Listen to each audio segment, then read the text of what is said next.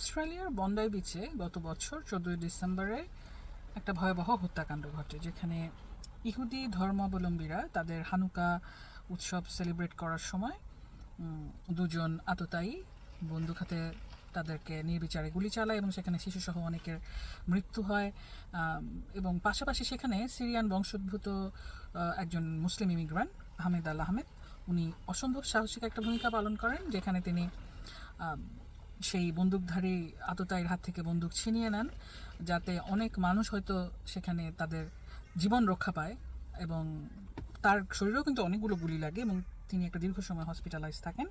সেই রিকভারিতে তার যথেষ্ট সময় লাগে এবং ওনার এই দুর্দান্ত সাহসিকতার জন্য উনি কিন্তু রাষ্ট্রীয়ভাবে সম্মাননা পেয়েছেন। তাকে বন্দাই হিরো বলে তিনি নামে পরিচিত এবং তার জন্য একটা ক্রাউড ফান্ডিং হয় তখন, গোফান্ডমি করার মাধ্যমে তারা প্রচুর টাকা তার জন্য ডোনেট করে মানুষজন সেই ফান্ডে, এবং সেখানে প্রায় $25 লক্ষ মতো সম্ভবত ফান্ড কালেক্ট করা হয়। তো যাই হোক, উনি এখনও পুরোপুরি সুস্থ না, ওনার একটা হাত সম্ভবত ফাংশনাল না এখনও।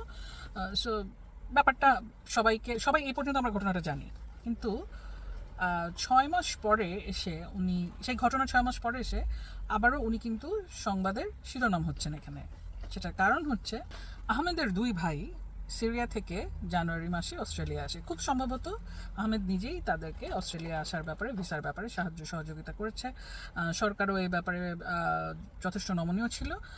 তার 2 ভাই এদেশে বসবাসের জন্য এসেছে। আমি তাদের ভিসার স্ট্যাটাস জানি না, কিন্তু তারা এখানে এসেছে জানুয়ারি মাসে।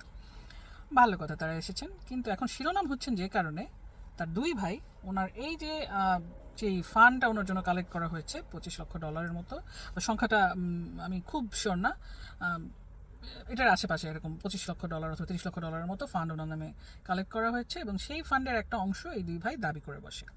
উনি সম্ভবত সেটা দিতে অস্বীকৃতি জানান এবং সে অস্বীকৃতি জানানোর পরে এই 2 ভাই তাকে নানা রকম থ্রেট দিয়ে যাচ্ছেন, হুমকি দিচ্ছেন, মেরে ফেলার হুমকি দিচ্ছেন, শারীরিক নির্যাতনের হুমকি দিচ্ছেন।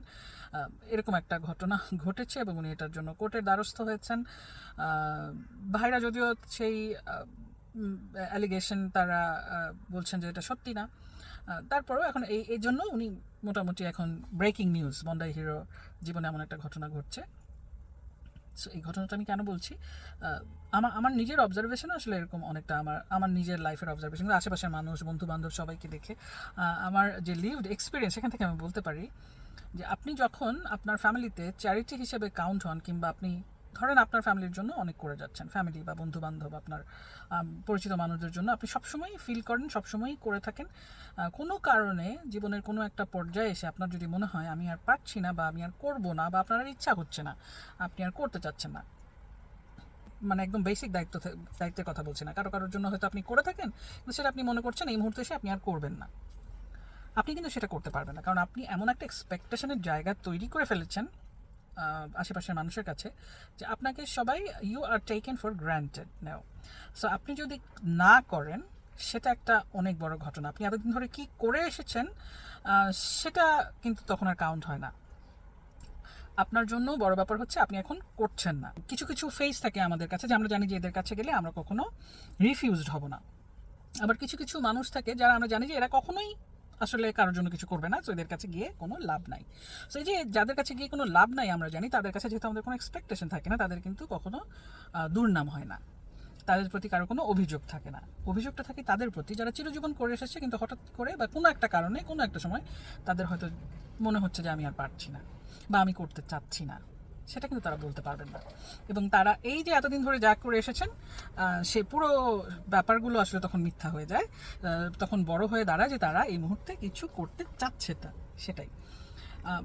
সেজন্য হয়তো ওই এক্সট্রিম লেভেলে, যেমন আহমেদের জীবনে যেটা ঘটছে, যেই ভাইদেরকে তিনি অস্ট্রেলিয়ায় এনেছেন, তারাই এখন তার সম্পদের অংশ পাচ্ছেন না বলে তাকে হুমকি ধামকি দিচ্ছেন। হয়তো হুমকি ধামকি পর্যন্ত যায় না, কিন্তু আপনার ওই সম্পর্কগুলো কিন্তু আমাদের মতো সাধারণ মানুষের জীবনে সেই সম্পর্কগুলো ভয়াবহভাবে এফেক্টেড হয়, কারণ এক্সপেকটেশন ফুলফিল করা যায় না। সেই জন্য আমার হঠাৎ করে মনে হলো যে একটা পডকাস্ট শুনছিলাম, খুব বিখ্যাত একজন ইনফ্লুয়েন্সার, আমি কিছুতেই নামটা মনে করতে পারছি না এই মুহূর্তে।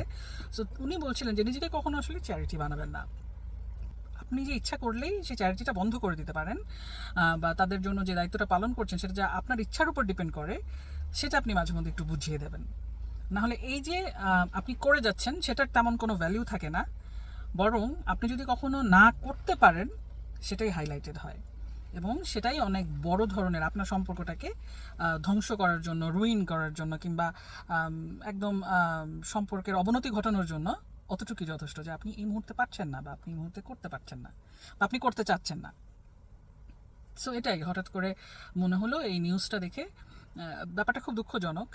সম্পর্কের ক্ষেত্রে আমরা আসলে খুব কাছের সম্পর্কগুলোর ক্ষেত্রে আমরা নিশ্চয়ই এরকম লেনদেনের হিসাব করে ক্যালকুলেটর নিয়ে বসে আমরা আসলে কোনো দায়িত্ব পালন করতে চাই না। কিন্তু তারপরেও আমার মনে হয় যদি আমরা বাস্তবতা দেখি, অনেকের অভিজ্ঞতা যদি আমরা আসলেই নিজেদের জীবনের সত্যিকারের অভিজ্ঞতাগুলো শুনি, আমরা মনে হয় এই মিলটা খুঁজে পাবো সবার ক্ষেত্রেই। যে যারা করে আসে সবসময়, তাদের অনেক দোষ, তারা মাঝে মধ্যে করতে পারে না, মাঝে মধ্যে কম করতে পারে, মাঝে মধ্যে হয়তো করতে চায় না, তাদের দোষটা অনেক বেশি। কিন্তু যারা কখনোই কারোর জন্য কিছু করে না, তাদের প্রতি কারো কোনো অভিযোগ থাকে না। ব্যাপারটা ইন্টারেস্টিং।